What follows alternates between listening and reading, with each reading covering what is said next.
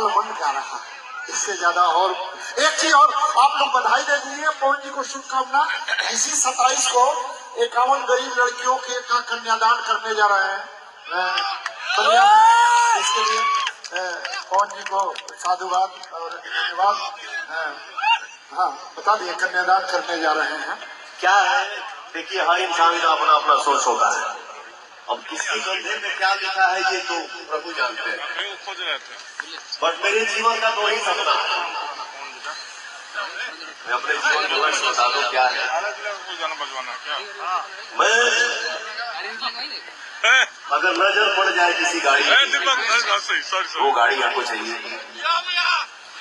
और रास्ता चलो तो अपने बेटी और बहनों का शादी करा।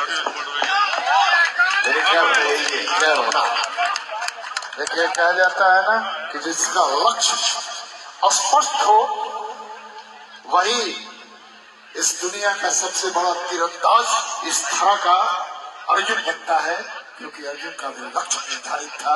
हे अर्जुन, आज मैं इस मंच से, इस कोयलांचल की धरती से मां शारदे को शपथ लेकर साक्षी मानकर कहता हूँ कि हे भगवान, अगर जीवन में मैंने थोड़ा सा भी पुण्य का कार्य किया है तो उस पुण्य को जो भी हो, उस पुण्य का भागीदार मेरा भतीजा पवन सिंह बने।